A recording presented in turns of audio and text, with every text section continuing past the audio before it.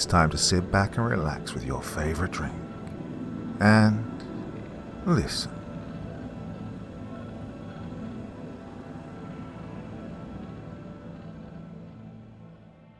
Hell is Other People, a Mortician's Tale by Gabriel B221B. You must forgive me for not giving you my name, for reasons which will become evident. I think it prudent to be discreet. It is true that my current state puts me beyond the reach of retribution. I have no fear on that score. That said, I left behind a sterling reputation in my little community, and my own professional vanity would prefer it not to be tarnished. In any event, a name doesn't really tell you who a person is. A signifier, yes, a symbol to be used in a language abbreviated to simple speech. However, it cannot say who you are. And who I am is a mortician. When I say I'm a mortician, I don't mean that it's one facet of my life among many. The mortuary arts are not something which I heave aside at the end of a long workday, putting it out of my mind until duty calls the next morning. I am not a family man, with a nagging wife or whining children to somehow keep appeased. I'm not a hobbyist, eager to spend my free hours collecting trains or reading novels or, heaven forbid, watching television. No lodge meetings, no church committees, indeed, no outside interests at all. No, I am a mortician. It is my alpha and omega, the sum total of every aspect of my being. And perhaps this was, to some extent, bred into me. I'm the last in a line of morticians stretching back for at least 5 generations. I'm proud to say that we all were respected in our professions. Indeed, my paternal grandfather had even expanded our family practice to a chain of funeral homes which were quite successful in their time. My father, however, did not have his forebears' ambitions, and he contented himself with our original facility. He sold the other branches, though between an economic downturn and his own eagerness to be rid of these managerial sinkholes, it was only for a modest profit. With these proceeds, my father chose to broaden the scope of our services with the addition of a crematorium. I well remember the day that my father proudly led me through the completed chamber. I'd never seen anything more beautiful. I was a young lad in my teens at the time. I was enthralled by the stainless steel box which gleamed under the ceiling lights. I was enchanted by the sleek ceramic inside, cool and smooth while inactive, yet pulling our clients into one last fiery embrace when the gas jets flared to life. I marveled at the simplicity of the resulting ashes. Fine powder colored a soothing neutral grey. After a methodical pass with a magnet and a spin in the cremulator, which one vulgar assistant of mine referred to as the bone buster, for which he was immediately fired, one was left with a simple pile of inorganic calcium phosphate. It was both inevitable and a joy to follow in my father's footsteps, carefully tending to my small community in a way that only I was able to do. It's with pride that I remember how much my community trusted me. It seems that every few years some funerary scandal will make the news. I know that many of our nation's citizens look upon morticians with attitudes ranging from light suspicion to outright disgust. But not my community. Being a small town, one's family history still plays a larger part in one's reputation than in the big city. I came from good stock. However, I believe it was also my own qualities which people sensed and appreciated. I will admit that I have, perhaps, not been the most socially inclined fellow. From a young age, I kept myself to myself, by choice to some extent, but reinforced by the natural reluctance of other children to play with the funeral home kid. I suppose I was a bit off-putting, reading books about ancient Egyptian funerary rites or holding mock services for dried-up worms and empty cicada shells. I have enough self-awareness to realize that there are gaps in my interpersonal knowledge, and that I am, sometimes, most inadvertently, socially clumsy. As an adult, however, no one seemed to hold it against me. They knew my value. They knew that I would look after them. They knew that I would not pressure them into buying extravagant service packages or expensive coffins with passive-aggressive hints of guilt and shame. They could trust me to bury grandfather with his solid gold pocket watch, or mother with her prized church pearls, that these treasures would go nowhere other than the ground. They knew that I looked out for their interests, that I would dismiss with outright disdain those funerary scams such as the vacuum-sealed casket or mandatory embalming. Most especially, I wouldn't ask for, and indeed would not try to dissuade, the purchase of an extravagant casket for a cremation. I was happy to perform a cremation, and I was happy to do so in the simplest container possible. In fact, that was my preferred method. A simple cremation in a simple container. Simplicity is beauty, and beauty, after all, is everything. Oh, don't mistake me. I pride myself as a craftsman and master of my trade. Those that wished for a viewing of my client, I gave my utmost care and attention. I've been highly praised for my work, with loved ones saying that they could almost see the very breath of life still clinging to my client. I've even received recognition in the occasional trade journal. When my client had been prepared for viewing, I contented myself with the satisfaction of a job well done. However, that is the only pleasure that I would receive in such cases.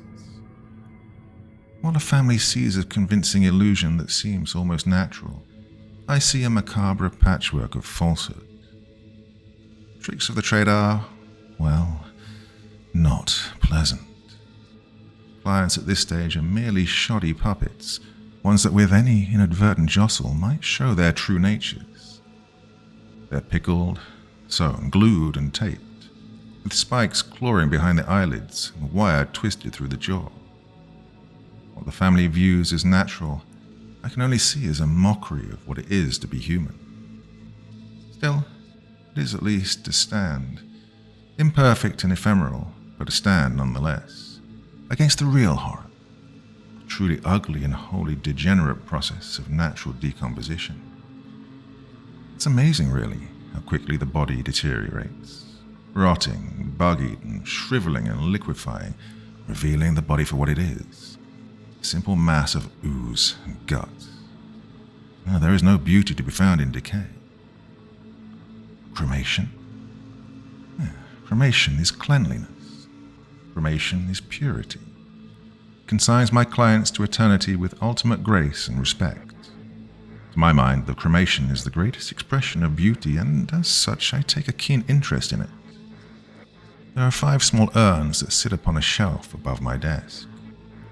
Though they are in each a different style, they are all of them tasteful, understated, and dignified. Many of my clients' families would admire them and request similar such vessels for their loved ones. Most thought that they were simple models to display my range of goods. On the rare occasions that someone would ask if the urns were occupied, and rather indelicately in my opinion, who their occupants might be, I simply told them that they were pets that I'd had over the years. And they were my pets, for a while at least. Yes, 5 of them. 5 beautiful girls who I saved from decay, whose last official pictures showed them glowing, youthful and happy. 2 yearbook pictures, 2 prom photos, one proudly holding a graduation certificate with a beaming smile. I'd saved the missing posters for each of them, the photos filling me with joy every time I saw them. I would arrange it all very nicely for them. There were flowers and candles, and the gentle strains of The Last Spring by Edward Grieg would play almost imperceptibly in the background. I brush out their flowing hair, fanning and arranging the locks, deftly covering any hints of the blood and brain matter that might be exposed from the first stunning blow. I'd lay them out in a beautiful white gown that I'd purchased at an antique store 1 town over, a gown chosen especially for this sweet purpose. It had a lovely, chaste, high-collared neckline that easily covered the ligature marks that inevitably stained their skin. I reclaimed the dress later when I prepared the bodies for the cremation chamber, storing it in a muslin garment bag until such time as I had need of it again. After their service, I would gently place them back into their box. Then a simple press of a button, and the great jets would roar and bathe them in purifying flame. I believe that there must actually be many murderous morticians. Perhaps not chronic like myself, but a number who found reasons to seize on the opportunities at their fingertips. Presuming one has been methodical in their initial, shall we say, actions, well, the rest takes care of itself. Body disposal is our job, after all, and who would think to look for a corpse among corpses? Of course, in my fantasies, I would commit these immortal beauties to the flames of a great pyre, with fiery tongues lapping skyward and smoke visible for miles. Final great encore before winds swept them into the great unknown. But I knew to put that aside. Between the missing posters and the fire regulations, I knew it would be impossible. I was still able to receive great pleasure from my beautiful steel retort, and was only occasionally disturbed by its one flaw. Now, shall I tell you a dirty secret? A little quirk of the cremation process. As beautiful and as purifying as it is, it's not perfect. You see, while a corpse in a coffin rots, becoming progressively more putrid and defiled, one is at least able to say, yes, I know who is in that coffin, and more often than not, they're right. And the truth is that no matter how hard one cleans a cremation chamber between uses, few ashes of previous visitors remain. When the grieving widow is presented with her husband, or a mother her lost son, there's always a straggler, a covert passenger hiding in the mortal remains. In short, a speck from another body always accompanies an urn's primary occupant. So perfection ever eluded me, but I don't dwell on it. I trust in the wisdom of my great aunt, the owner of a pronounced snaggletooth, who claimed that a single imperfection actually heightens beauty. She accumulated 4 devoted husbands through the years, so I suppose she knew what she was talking about. Being the only mortician in a small town, almost no one was a stranger to me. Last month alone, there were 3 cremations. Dr. Adams, one of 3 physicians in town, lost to emphysema brought on by his constant cigar smoking. Miss Lucy, full name Lucille Fairfax, apparently though she was never referred to as anything other than Miss Lucy, an elderly cashier with a quiet manner who worked the till of our grocery store. Oh, I would miss her taciturnity in the checkout line at what was already too loud and crowded a space. And who I would not miss was Dr. Robert Jenkins. I will say this for Dr. Jenkins, or as he insisted on being called, Dr. Bob. My teeth had never been cleaner since he'd become our town's dentist. This, however, was not due to any particular skill on his part. Rather, I began to obsessively brush and floss after the merest morsel passed my lips, in addition to my usual morning, midday, and evening round of oral hygiene. Anything to reduce the amount of time lying helpless in that peeling vinyl chair of his. Before even being seated, my nerves would be stretched to the breaking point, for the time spent in his cramped, mint green waiting room was always overlong. Any experienced patient of his knew the reason why. The man could simply not shut up. Oh, from that first handshake as he led you to the chair, he would begin his babbling, usually with a painfully specific pun. Oh, you've really been procrastinating your appointment this time, spooky guy. You must be buried in your work. He'd follow this with a deep belly laugh and a slap on the back that would remain red for days. But it was once he had you pinned down in your mouth at his mercy that the real deluge began. Every single visit, he would talk about how he'd attended a seminar in the 80s that recommended using plenty of jokes to lighten the tense mood of a dental appointment. Cue his comedy routine, a roster of tired old jokes that only a toddler could laugh at, even then only once. Or I had a patient who said that she flosses religiously on Easter and Christmas. What's the most popular vacation spot for dentists? Mount Rushmore. His hands would wave wildly through the air, tools flashing under the harsh fluorescent light, while water and saliva would dribble down your chin, the suction tube forgotten. All the while he assaulted your ears with ceaseless drivel, to which even the whine of a drill was preferable. Or I looked in a patient's mouth once and said, "That's the biggest cavity I've ever seen. Biggest cavity I've ever seen." The guy says, "You didn't have to say it twice." And I said, "Hey, I didn't." Well, I never felt more hopelessly trapped when I was laying in his chair, my jaw screaming from being open for so long, feeling whole sections of my brain die from the incessant jokes. There was one instance when, at the sudden appearance of a red rubber ball at the end of his nose, I choked on the build-up of water, and I'm happy to say that I made a mess on his faded, wrinkled smock. When I learned from my assistant that he died, it took all of my effort to twist my grin into something passing for a spasm of pain. To be finally rid of that smug, self-satisfied voice for good. I can say that, aside from my girls, his cremation was my greatest joy.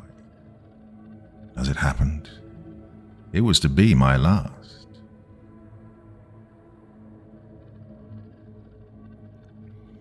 It was a beautiful spring day when it happened. I'd been in high spirits since before the sun had broken the horizon, for I planned quite the evening for myself. My assistant was to go on a brief weekend vacation, and I surprised him by giving him the afternoon off in order to get a head start. After herding him out of the door, all that was left of my official tasks was to transfer the good doctor's ashes into his chosen vessel and deliver it into the hands of his widow. He'd selected a jack-in-the-box, of all things, to house his earthly remains.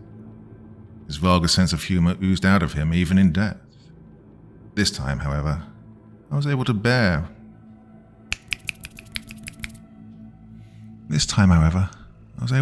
it with serenity. All of my focus was on what lay ahead.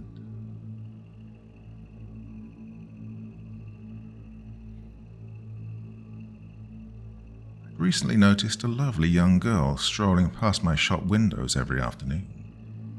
It was summer. Through discreet observation, I learned that she was temporarily working at the local ice cream parlor. When her shift ended, she would walk home with no company but herself, bravely cutting through a neglected field that was quite out of earshot of any potential savior. I'd followed her a few times now, enchanted by the gleam of her hair in the golden hour's sun and the sprightliness of her steps as she listened to something through her headphones. No caution, no awareness. She reveled in the confidence of youth, certain that all the world was her friend. How could I let such a beauty grow stale? I decided that tonight was the night. I already had the white gown airing out, and Grieg cued to play. But first, Mrs. Jenkins will be stopping by to pick Dr. Bob up at 4 o'clock. After that, I'll be done with him forever. That thought added zest to my already heightened mood, and I chuckled at the idea that the universe had arranged this series of events to produce what I anticipated to be the best day of my life. 3:55, I was nearly giddy. I sat at the front desk, hands clasped in front of me, and the jack-in-the-box at my elbow.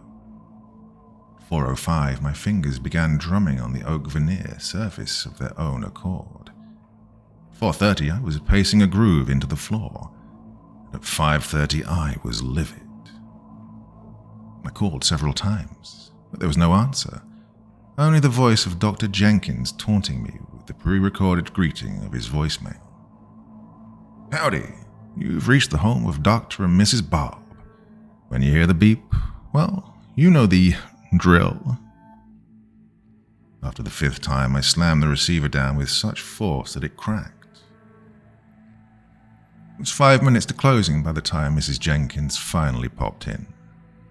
She was full of hollow apologies and she chattered breathlessly about an influx of relatives and needing to buy groceries.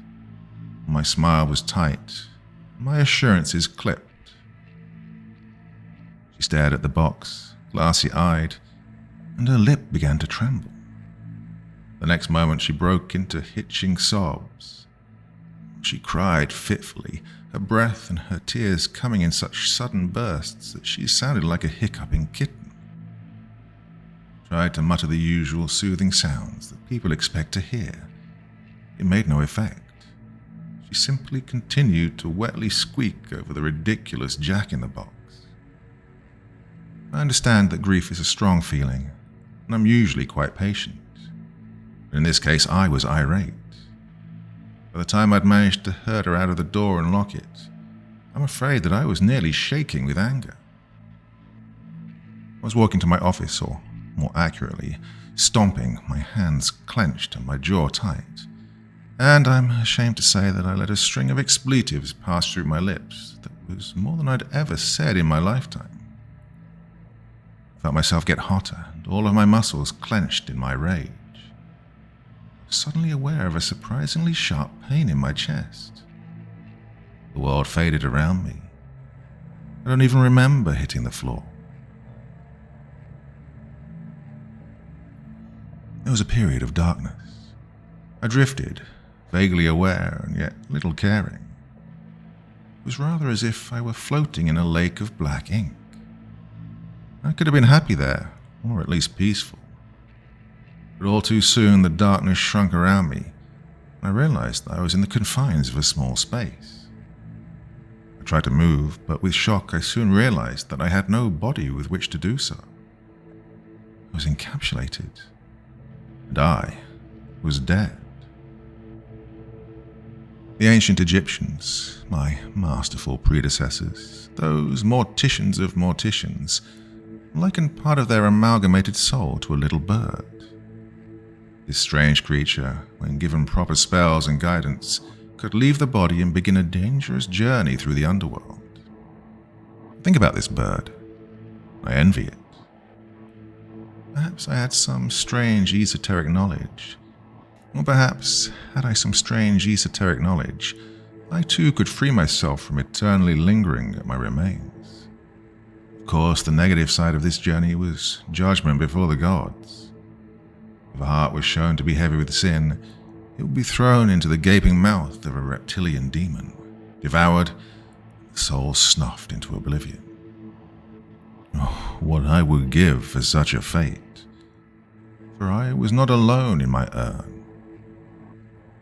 What does the dentist of the year get? A little plaque. Dr. Bob, my final client. When's the best time to see the dentist? 2:30. He'd been the last corpse before mine. It was inevitable that some small particle of his should contaminate my resting place.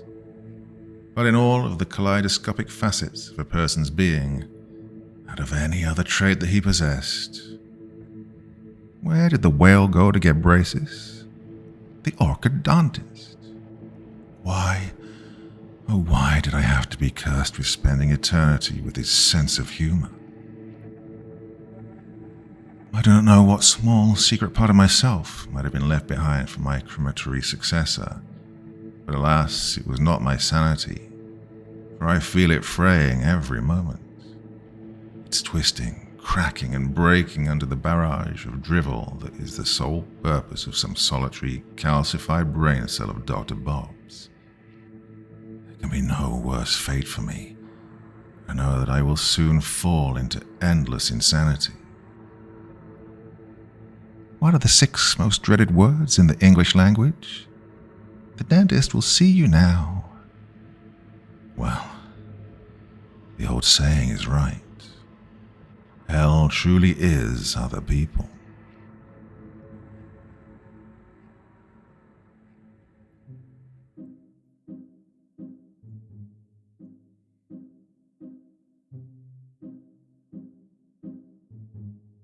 Well, I don't know what you think about that, but I thought that was fantastic. Didn't see that coming at all. very, very interesting take on the whole concept of living forever and people being the true definition of hell. Well, yep, really like that one. Did you enjoy it too? Hopefully you did. Thoughts, feelings, anything else you want to say in the comment section below the video. And as ever, I'll do my best to join in the conversation. That was another fantastic one from Dr. Creepen's Vault, the subreddit I set up so you could share your stories with me, and hopefully I'll get to read them all back to you. So that's it. If you've got something you want to share, maybe I'll read it. Can't promise because there's just hundreds and hundreds of stories there, but always do my best to read as many as I can. That's enough for this evening. I missed you yesterday, was busy doing other stuff, so probably be back tomorrow night with another story for you all. So then, my dear friends, very, very sweet dreams, and bye-bye.